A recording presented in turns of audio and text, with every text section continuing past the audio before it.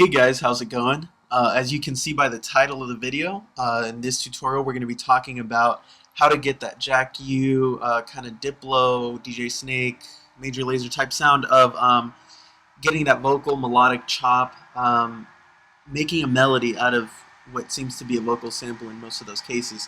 So I'm going to start off really quickly and kind of get this going as fast as we can so you can get onto your productions.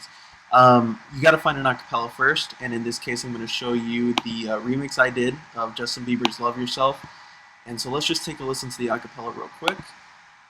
See what's going on, but now I know. The key thing in this kind of process of getting those vocal chops or melodic structures is you want to get a good sample. So sample selection is important. I knew right away that I liked this part for the vocal chop, so I go in there.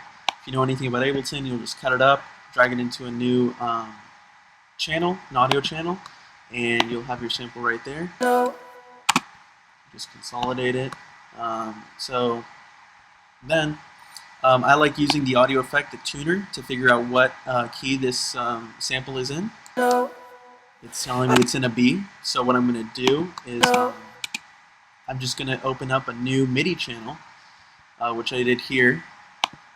Load in Ableton's sampler, right there. And over here on root key, you're going to want to set that to the B that we figured out that the sample is in of the key. You're going to want to do that, and you're going to get something like this.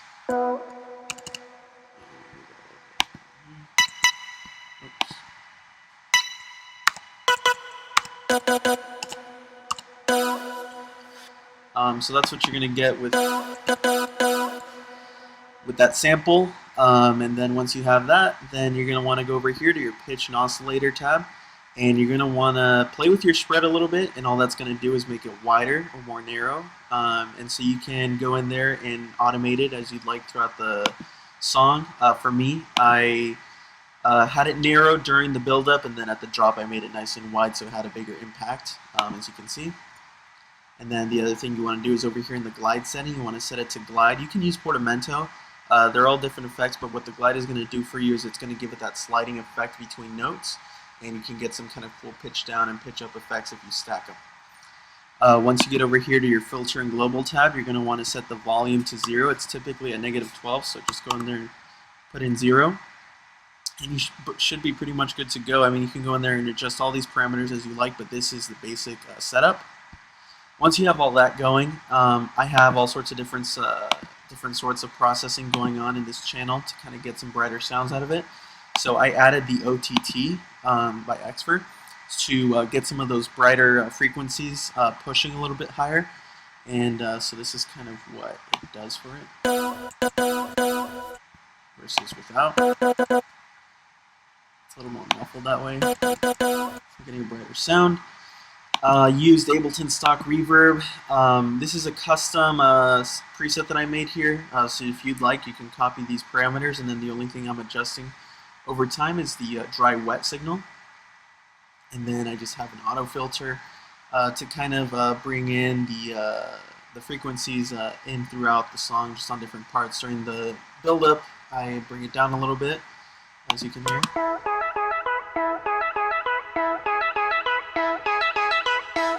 So I've been automating that, and then I just add an EQ at the end to kind of get rid of some of those lower reverb frequencies that I didn't really need, and brighten up some sounds over at the top here. I'm cutting over here at 18K, just so that we can get rid of anything that's not even audible to the human ear. And then ultimately, once you have all this processing done, you're going to have a really good vocal chop that you can use.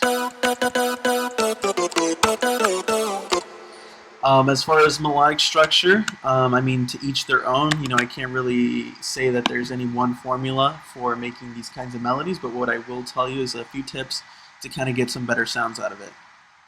Some things I suggest is the range in between notes to kind of get some cool glides between, you know, you're shifting from a higher note to a lower note. It's going to sound more choppy. It's going to be more noticeable that you're taking a vocal sample and then you know, manipulating it. So what I did is I took the original key of this song. I mean, I pitched it up to the next octave, But aside from that, I bring it down to kind of get a different texture of that vocal sample.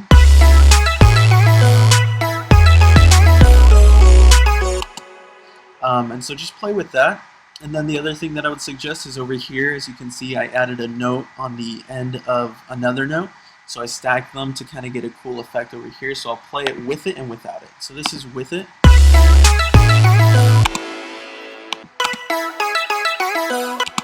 Now if we take it off.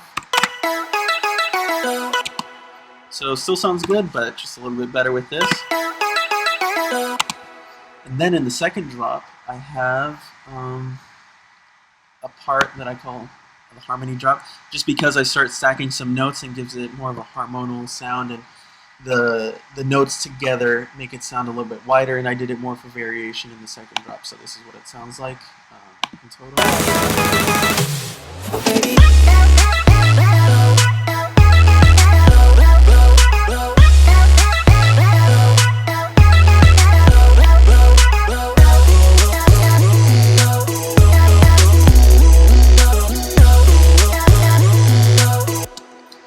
So, I mean, this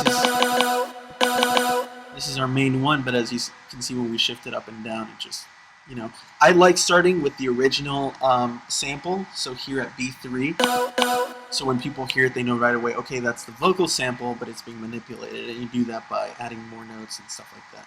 So that's basically it. I hope this tutorial helped you, and I'll let you get onto your productions. Let me know in the comments if there's anything that I missed that you'd like me to cover, or any future requests for videos and tutorials. Have a great day, guys, and I'll see you in the next one.